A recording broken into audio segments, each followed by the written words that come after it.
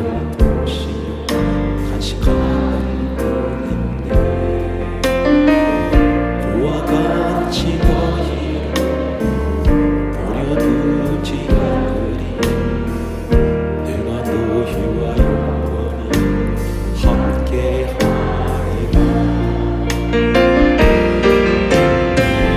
성령이 오셨네, 성령이 오셨네, 내 주의 보내신 성령이 오셨네. 우리 인생 가운데 친히 찾아오셔서 함께 하시네. 몸둘린 자 갇힌 자 자유함이 없는 자 피난처가 되시는 성령님 되시네. 주의 영이 계신 곳에 참 자유가 있다면 진리의 이르신 성령이 오시네. 성령이 오셨네, 성령이 오셨네, 내 주의 보내신 성령이 오셨네. 우리 생각 친히 찾아오셔서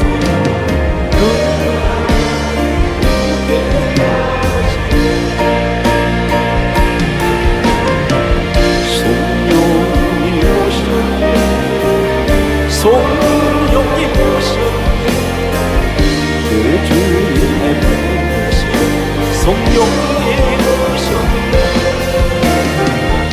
우리 생각 친히 찾아오셔서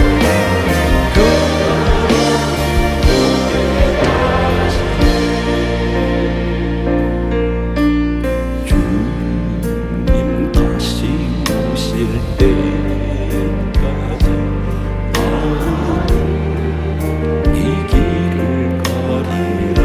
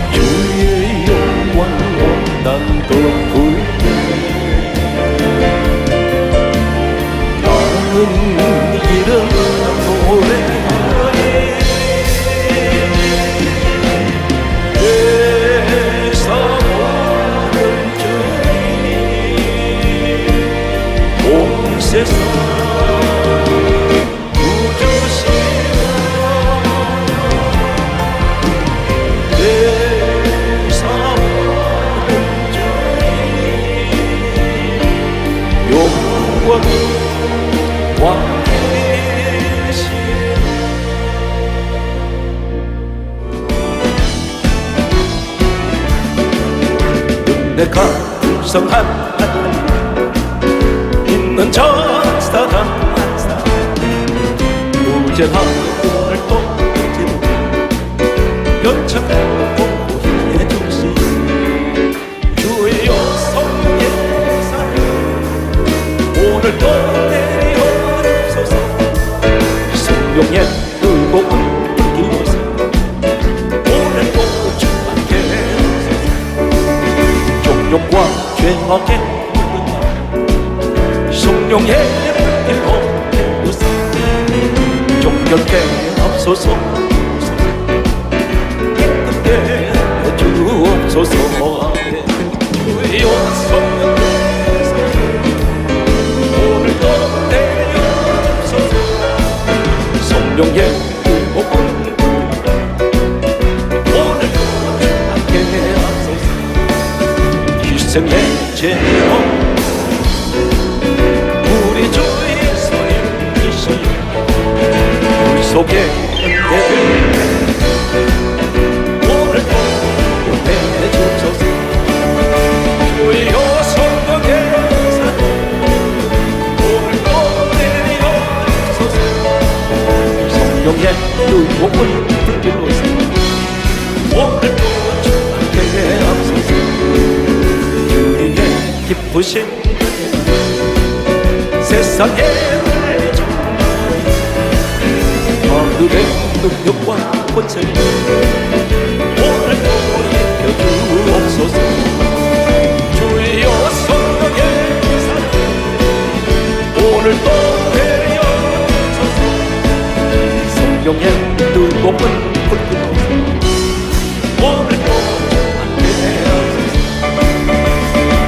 세상의 모든 죄 밝히시는 주의 모여 성자 예수 그 귀함에 찬송하고 찬송하세 주님 앞을 멀리도록 길을 잃고 헤맬 때에 마의 길을 따라오사 주님 구원하셔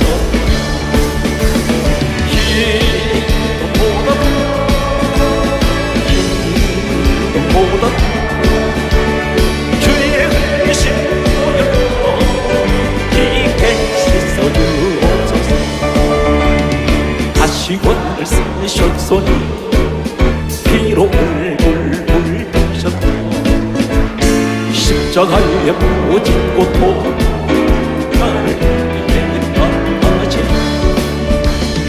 말로 행동할 수 없는 구세주의 그 은혜와 크신 사랑 찬송하고 찬송하세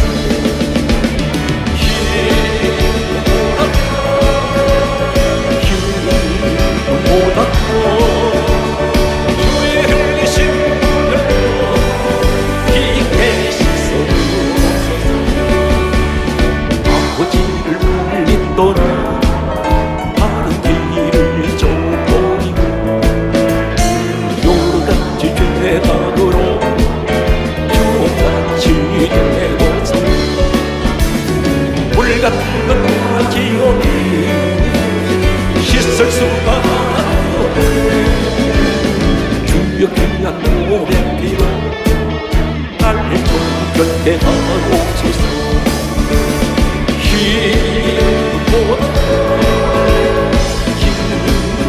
힘보다 주의 의신 물로 깊게 씻어주옵소서 아버지여 장미꽃같이 그릇을 볼 때에 무서워 없는 노래 부르며 길 가니 그길 거룩한 그 길에 금도 없으니 낙과 같이 거룩한 길 가니 하나님의 아름다움과 그의 영광 볼 때에 모든 죄로 잊어버리고 거룩한 길 가니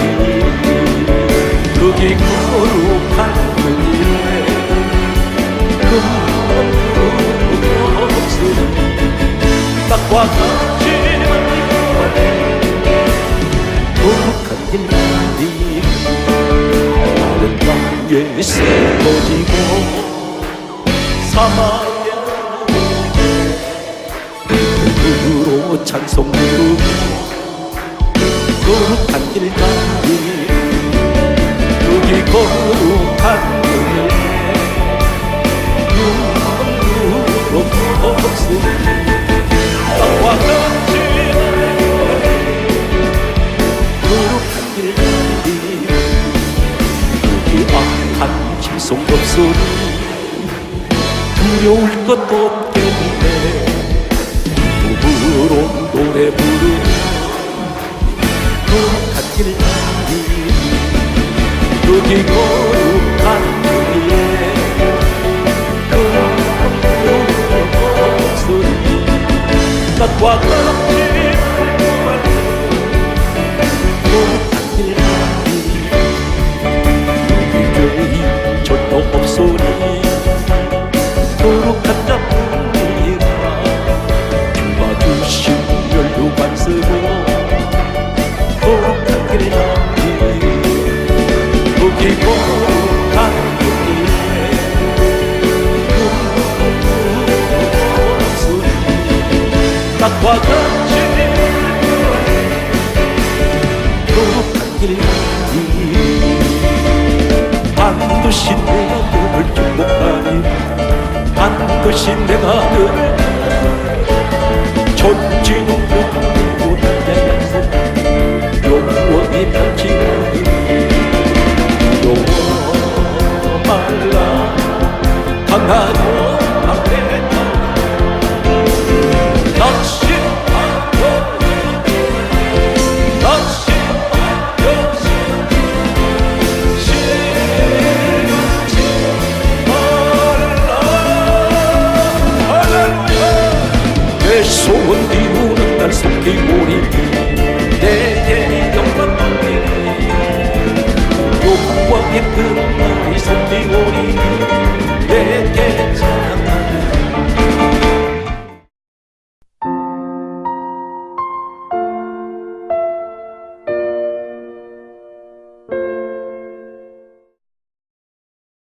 오늘 제가 소개하는 이 말씀은 처음부터 끝까지 제 감정으로 전달하는 시간도 아니고 제 생각으로 전달하는 시간도 아니고 세상 지식을 여러분에게 전하는 시간이 아닙니다. 요한복음 1장 1절에는 말씀은 하나님이라 했습니다. 하나님은 말씀입니다. 여러분들이 말씀하시는데 그 말씀은 성경 66권에 기록된 이 말씀은 하나님 말씀입니다. 오늘 하나님을 어떻게 만나야 됩니까? 요한복음 4장 23절에서 24절에는 하나님께서는 영이시라고 했습니다. 강조합니다. 오늘 이 시간 우리 육의 눈으로는 우리 하나님 보이지 않습니다. 영이신 하나님은 어떻게 오셨습니까? 요한복음 6장 63절에 말씀은 영이라 했습니다. 오늘 말씀 가운데 오늘 우리 하나님이 계시고 오늘 말씀을 통해서 고린도후서 3장 3절에 하나님의 말씀을 내 마음에 기록하시면 오늘 내 마음속에 성령님은 분명히 여러분에게 임하실 것입니다. 그러므로 성경이 이렇게 강조하고 있습니다. 사도행전 10장 44절에는 말씀하시기를 성령께서는 누구에게 임하십니까? 오늘 이 자리에 성령의 기름 부으심, 성령의 기름 부으심 많은 얘기를 합니다. 함부로 남발하시는데 과연 성령님의 기름 부으심이 임하면 어떤 일이 일어날까요? 오늘 말씀을 처음부터 끝까지 우리가 귀담아 오늘 들을 이유가 있습니다. 성령님은 어디 임하십니까? 반드시 내가 아무리 성령을 사모하고 금식을 수십 일을 해도 성령이 임하지 않는 사람이 있습니다. 그런데 성경은 분명히 이렇게 강조하고 있습니다. 사도행전 10장 44절에는 성령께서는 말씀 듣는 사람에게 임하십니다. 에덴 동산에는 두 가지 소리가 있습니다. 하나님 소리 듣고 마귀 소리도 있습니다. 여러분들이 과연 무슨 말씀을 소리를 듣고 있습니까? 세상 지식의 소리 아무리 들어도 그것에서는 능력이 없고 구원이 없습니다. 한 말씀을 들으십시오. 그래서 항상 말씀을 듣는데 훈련이 되어야 됩니다. 말씀 듣는 일에 익숙해야 됩니다. 우린 전부 어디에 익숙해 있습니까? 세상 소리에 다 익숙해져 있습니다. 그러므로 오늘 이 시간 우리는 귀를 여시고 마음을 여시고 말씀은 어떻게 받아야 됩니까? 귀로 말씀을 받는 것이 아니고 머리로 받는 것이 아닙니다. 머리에서 가슴까지 잣대를 갖다 대면 약 30cm 정도 됩니다. 그런데 머리에서 가슴으로 말씀이 내려오는데 30년 걸립니다.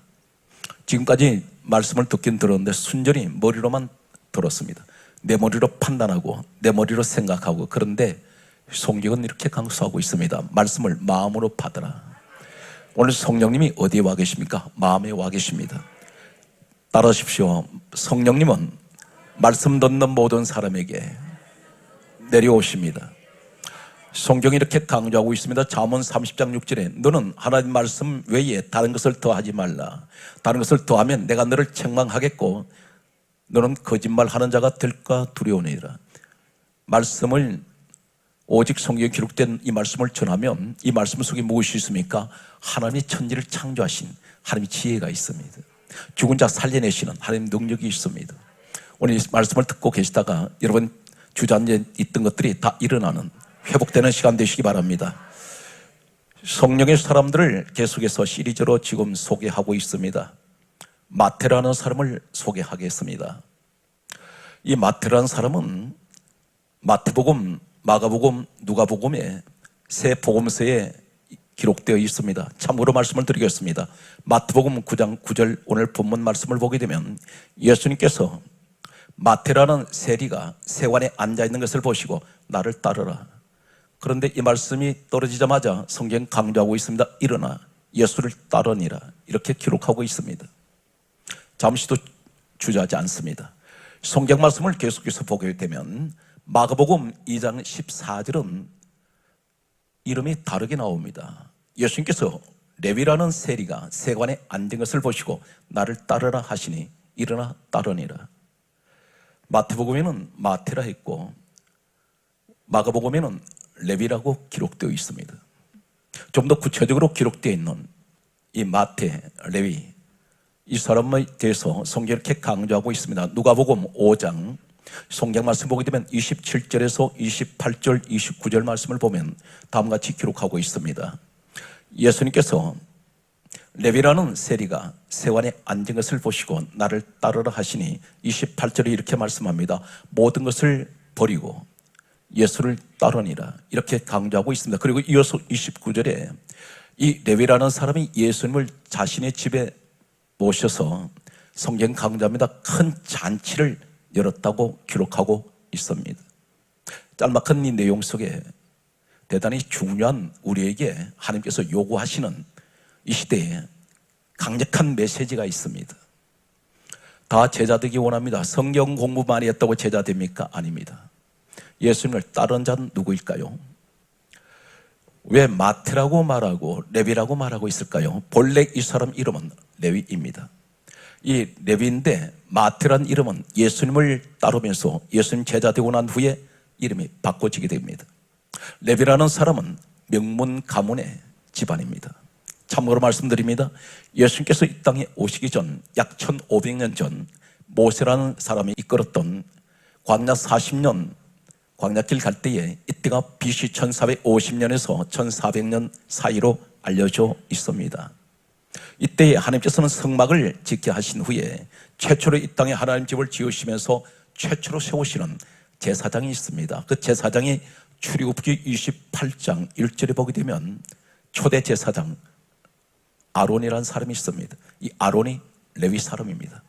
하나님께서는 이렇게 말씀합니다. 아론을 제사장 되게 하고 그 아들들도 대대로 제사장 되게 하라 말씀하셨습니다. 이후로부터 약 1500년 세월이 흘렀습니다. 예수님께서 이 땅에 오셨을 때에 누가복음 1장 5절에 보게 되면 성경은 다음 같은 말씀을 하고 있습니다. 제사장 사가랴, 그 아내는 엘리사벳인데 그들은 아론의 자손이었더라. 1500년 동안 제사장 집안이 바로 레위라는 집안입니다. 이러한 집안이 있습니까? 제사장은 최고의 영적 지도자입니다.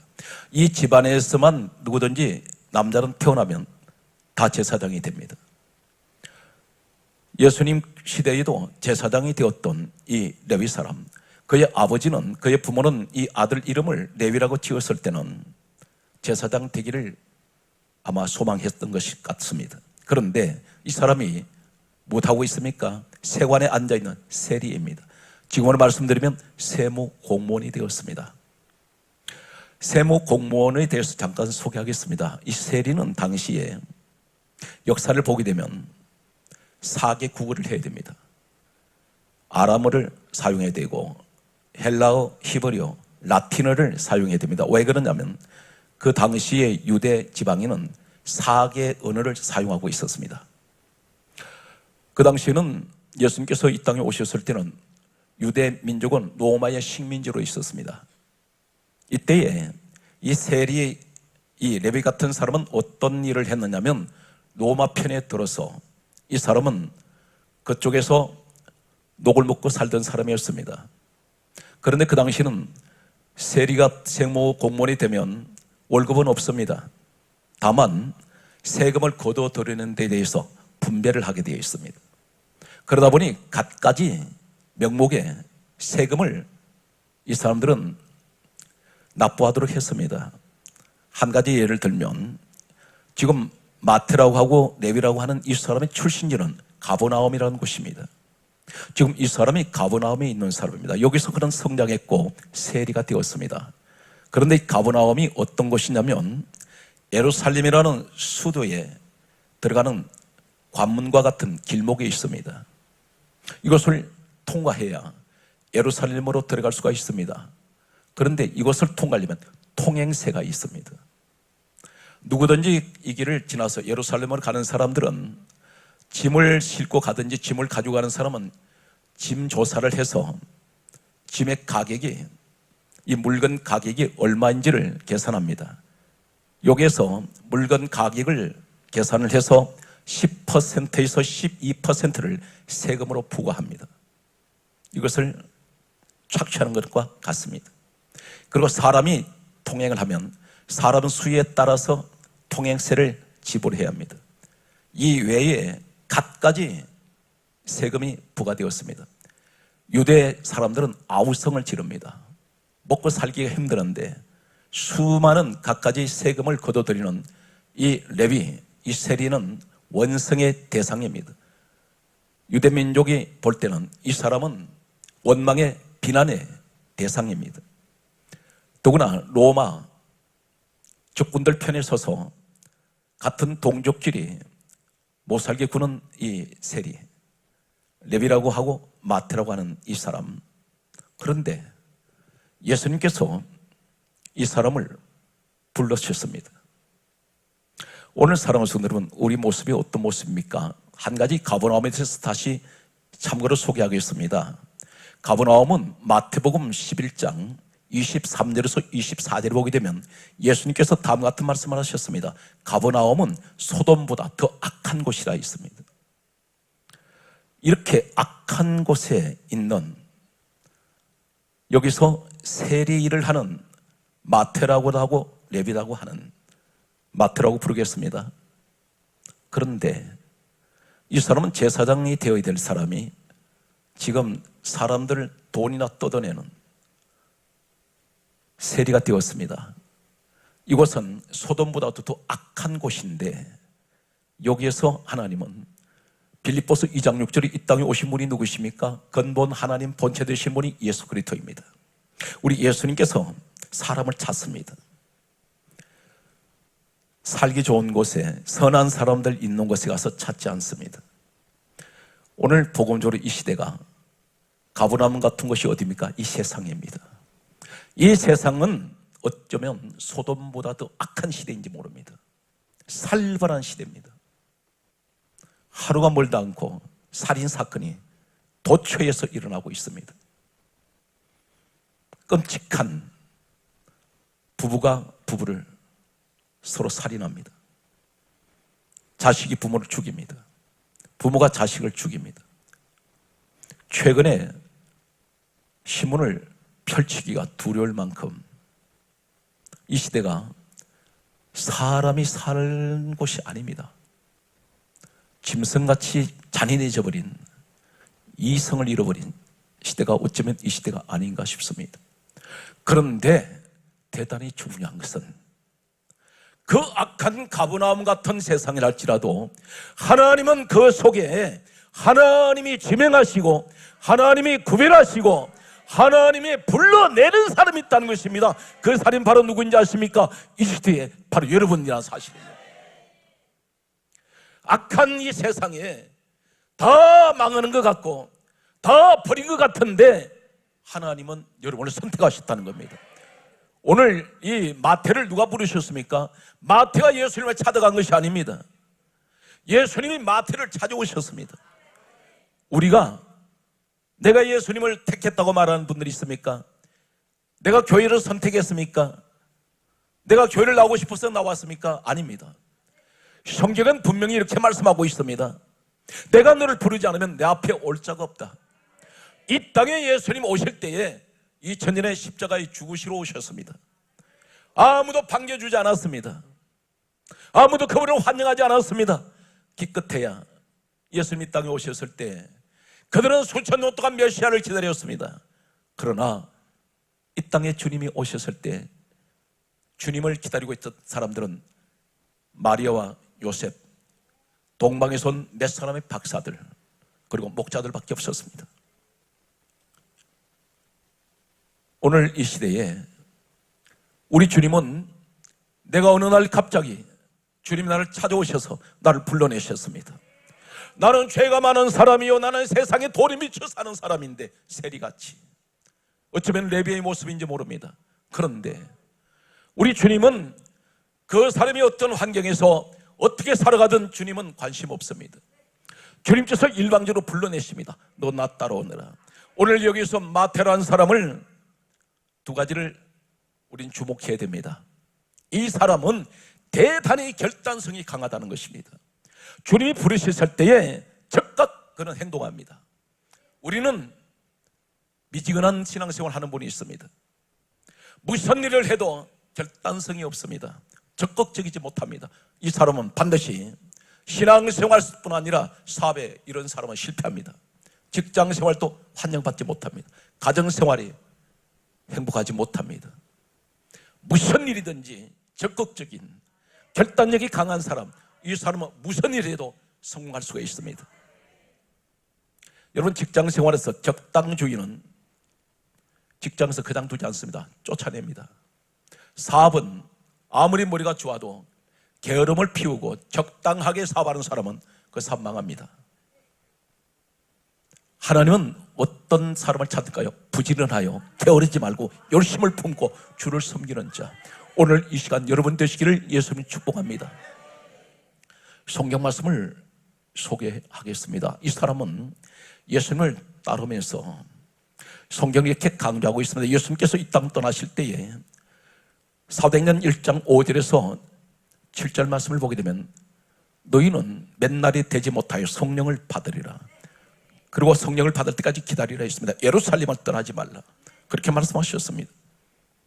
성경 말씀을 보게 되면 사도행전 1장 13절 말씀을 보게 되면 120명 가운데 다락방에 모인 성령을 받기 위해서 기도하는 사람들 가운데 마태의 얼굴이 그곳에 있습니다. 마태 이름이 분명히 기록되어 있습니다.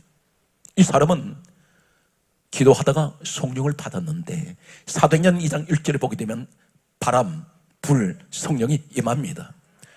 오늘 성령을 받았던 이 사람은 더 이상 이 사람의 행적에 대해서는 성경에 기록된 것이 없습니다. 그런데 고대 역사 자료를 보았더니 이 사람은 성령을 받고 난 후에 우리 주님께서 이렇게 말씀하셨습니다. 성령이 임하면 어떤 일이 있습니까? 요한복음 15장 26절 말씀을 보게 되면 진리의 성령이 오시면 그가 나를 정언하실 것이다. 예수님을 정언한다 있습니다. 사도행전 1장 8절 말씀을 보게 되면 예수님께서 이 땅 마지막 떠나시면서 남기신 마지막 부탁이 말씀이 있습니다. 너에게 성령이 임하면 예루살렘과 온 유대와 사마리아 땅 끝까지 이르러 내 증인 되어라. 이 사람은 성령이 임하고 난 후에 마태는 온 유대 땅을 다니면서 복음을 전합니다. 전도했습니다. 그리고 그는 어디로 넘어가느냐면 에디오피아로 넘어가게 됩니다. 역사 자료는 이렇게 기록됩니다. 에디오피아에 가서 예수를 전합니다. 그런데 이곳에서 그는 원주민한테 붙들려서 그는 참혹하게 순교를 합니다. 이 사람에 대해서는 전혀 더 이상 성경 언급하지 않습니다. 오늘 마태가 남긴 한 가지를 소개합니다. 그는 대단히 결단성이 강한데, 어떤 결단성이 강합니까? 내가 예수를 만나기 전에 나의 모든 모습은 주님이 부르시는 그 순간 모든 건 버려버립니다. 이러한 결단이 있습니다. 성경 말씀은 이렇게 강조하고 있습니다. 에베소서 4장 22절의 말씀을 보게 되면 너희는 유혹의 욕심을 따라 썩어져가는 구습을 쫓는 옛사람을 벗어버리라. 사랑하는 성도 여러분, 교회 생활을 하기 전에 지금 신앙생활은 5년, 10년, 어쩌면 몇십 년 동안 했습니다. 그런데 그 전에, 내가 예수를 믿기 전에 세상에 살던 나의 모습 그대로 가지고 와서 세상 모습도 있고 교회 안에 들어와 있는 모습도 있습니다. 두 가지 모습을 가지고 몇십 년 교회는 다니는데 그대로 가지고 다니는 사람이 있습니다. 이걸 자르지 못합니다. 술 한 잔 마시는 것, 그게 죄입니까? 이렇게 말하는 사람이 있습니다. 한 가지 기억하십시오. 굳이 술을 마시고 안 마시는 것을 죄로 이야기하기 전에 술을 마심으로 해서 사람들이 나를 볼 때 저 사람 교회 다니는 사람인데 술 마신다고 했을 때, 내가 만약에 교회 안 다니는 사람이 그 언젠가는 교회를 나올 수 있는 사람인데 당신같이 예수 믿으면 나는 교회 안 나가겠습니다. 실족할 수 있다면 술 마시지 말아야 됩니다. 그런데 못 버리고 있어요. 구습을 쫓는 옛사람을 벗어버리지 못합니다. 세상 것을 잔뜩 즐기고 있는 모습 그대로 오늘 또 교회를 열심히 다니면서 거룩한 척합니다. 포장된 소위 그리스도인들이 너무 많습니다. 속은 세상적인데 겉모습은 예수를 믿는 장로의 모습이고 권사의 모습입니다. 집사의 모습을 가지고 있습니다. 그러나 마태는 다릅니다. 주님을 만나는 순간 모든 것을 끊어버립니다. 성경 말씀을 보게 되면 누가복음 5장 29절 말씀을 보면 마태가 예수님을 따라갈 때에 모든 것을 버리고 그 다음에 29절에 뭐라고 말씀합니까? 자신이 집에 큰 잔치를 배설합니다. 무엇을 말할까요? 왜 마태가 예수님을 따라가다가 예수님 집에 모셔놓고 성경 강조합니다. 예수를 위하여 큰 잔치를 열었다고 말씀하고 있습니다. 이것이 바로 뭐냐면 기독교는 잔치 종교예요. 출발부터 잔치입니다. 정말 그럴까요? 요한복음 2장 1절에 보면 예수님이 공생의 사역을 시작하실 때에 가장 먼저 어디서 시작합니까? 가나의 혼인잔치집에서. 기독교가 왜 잔치가 되어 있는지 아십니까? 성경 말씀을 하나 더 소개한다면 열왕기상 19장 21절에 보게 되면 엘리야 후계자 엘리사가 농사꾼입니다. 12결이 소를 몰고 밭을 갈고 있을 때에 하나님 부르심을 받습니다. 농사꾼이 부름받습니다. 그때에 이 사람이 어떻게 하느냐면 열왕기상 19장 21절을 보면 농사를 짓던 농기구들을 전부 다 부숴버리고 불살라버립니다. 그리고 잔치를 엽니다. 예수님도 잔치에서 출발하시고 마태도 잔치에서 출발하고 엘리사도 잔치에 출발하는 것은 왜 기독교가 잔치 종교냐면 축제의 종교입니다. 예수님께서 이 땅에 오신 목적이 무엇인지 아십니까? 마태복음 1장 21절에 이름은 예수라 하라. 이는 자기 백성을 죄에서 구원하시기 위해서. 그럼 우리는 죄 가운데서 예수님이 안 계셨으면 우리 지옥으로 갑니다. 전부 사망 가운데 들어가게 돼 있어요. 그런데 예수님이 오셔서 나를 구원해 주셨습니다. 나의 죄를 사해 주셨습니다. 성경이 이렇게 강조하고 있습니다. 요한일서 1장 7절에 예수의 피가 우리를 모든 죄에서 깨끗하게 하셨다 있습니다. 우린 깨끗함을 받았습니다. 다시 말씀드려서 예수님 때문에 지옥 가는 인생이 천국 가게 되었고 죄 가운데 있는 인생이 하나님 자녀가 되었습니다. 저주가 변하여 축복이 되었습니다. 사망에서 생명으로 옮겨졌습니다. 이것이 바로 축제란 말입니다. 나 때문에 예수님이 죽으시고 나는 살아났습니다. 그러므로 우리는 기독교가 무슨 종교입니까? 축제 종교인데 데살로니가전서 5장 16절에 말씀합니다. 항상 기뻐하고 쉬지 말고 기도하고 범사에 감사하라. 이는 그리스도 예수 안에서 너희를 향하신 하나님의 뜻이라 했습니다. 사랑하는 성도 여러분, 신앙생활의 환경이 어떻든 내 마음이 항상 기뻐하는 오늘 시간 축제의 자리, 오늘 축복의 자리, 잔치의 자리가 여러분 자리가 되시기를 예수 이름으로 축복합니다.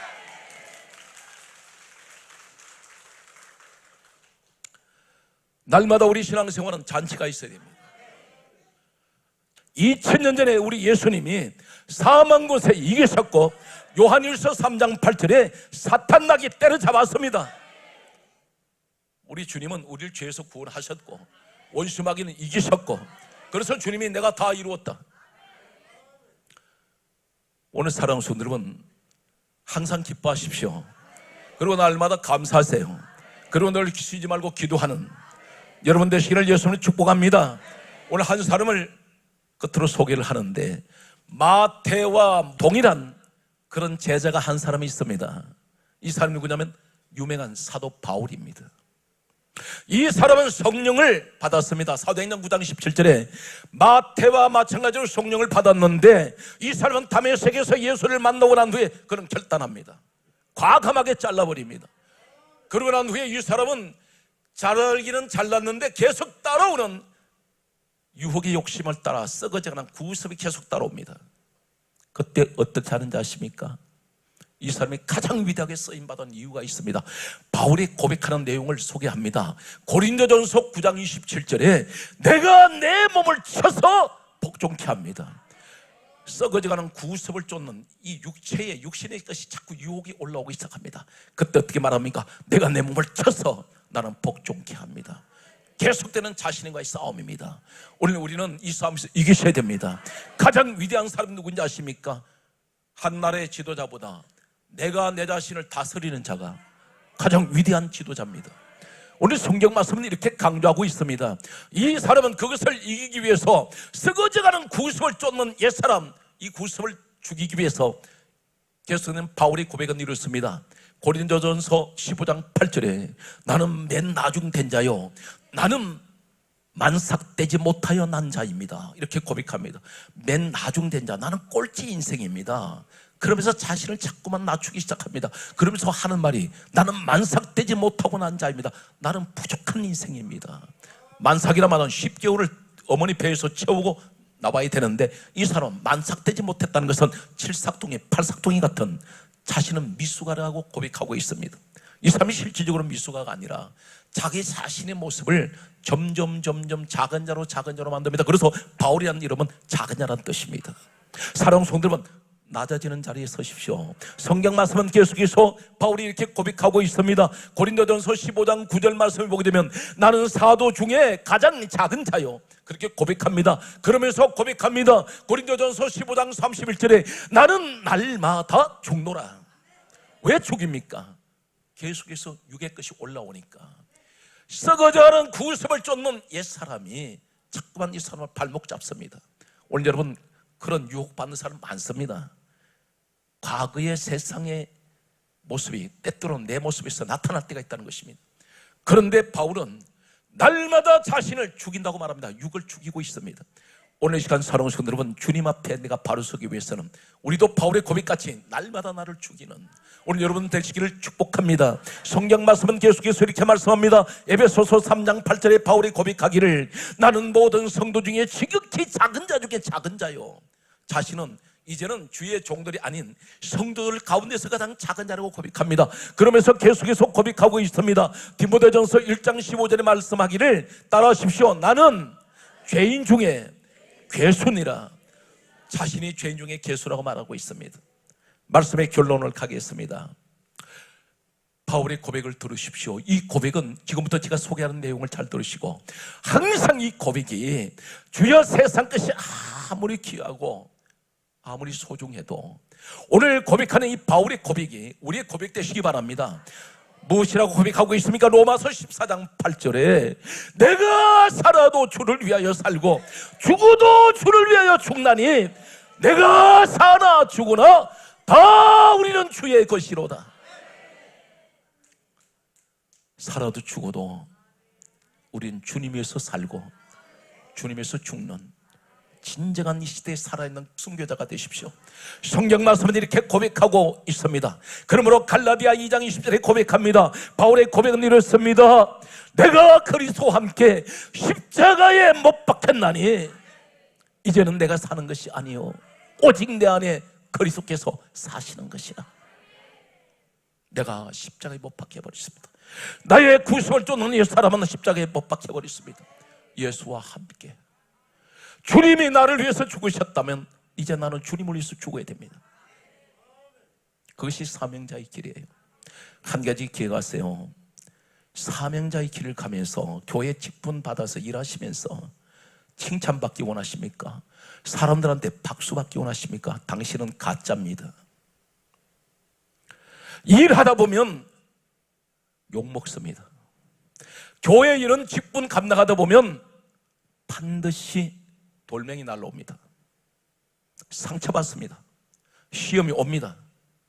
왜 나를 갖다가 나는 교회 일을 이렇게 열심히 했는데 왜 내가 이런 욕을 먹습니까? 왜 이런 시험에 들게 합니까? 하고 빠지는 분들이 계신다면 이번 신앙은 어린아이 신앙입니다. 그 직분에 대해서 몰라서 하는 얘기입니다. 그 직분이 어떤 직분인지 아세요? 십자가 지는 자리입니다. 십자가는 낭만이 아니에요. 직분을 받을 때는 이미 마음에 다짐을 합니다. 나는 반드시 욕을 먹을 거야. 왜 그렇습니까? 주님을 위하여. 주님이 그러셨어요. 너희가 내 이름으로 욕을 먹으면 너는 복 있는 자다. 하늘에 상급이 있다고 있습니다. 이 땅에 사람들한테 박수받고 칭찬받으려고 하지 마십시오. 하늘에 하나님께서 박수 치시는 오늘 여러분 되시길 바랍니다. 성경 말씀은 이렇게 강조하고 있습니다. 그러므로 바울의 고백은 어떤 것입니까? 갈라디아 6장 14절에 고백하고 있습니다. 내게는 우리 주 예수 그리스도의 십자가 외에는 결코 자랑할 것이 없습니다. 우리의 자랑은, 교회 자랑은 예수 십자가입니다. 그 십자가를 바라볼 때마다 가슴이 뭉클뭉클해요. 왜 그렇습니까? 그 십자가에 내가 달려야 되는데 우리 주님이 대신 달리셨어요. 내가 주님의 십자가를 바라보면 다른 시험이 올 수가 없어요. 다 이겨나갈 수가 있어요. 성경 말씀은 이렇게 강조하고 있습니다. 바울이 계속하는 이 고백은 어떤 고백입니까? 갈라디아 6장 17절에 나는 내 몸에 예수의 흔적을 지니고 있노라. 손에 예수님 못자국 내게도 있습니다.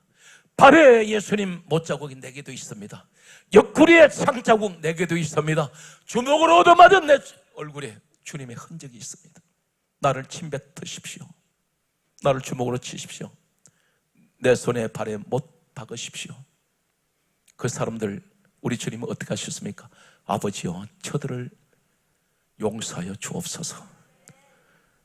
하나님은 우리 주님이 간구하는 기도를 들으셨습니다. 이 기도가 어떤 기도예요? 사랑의 기도입니다.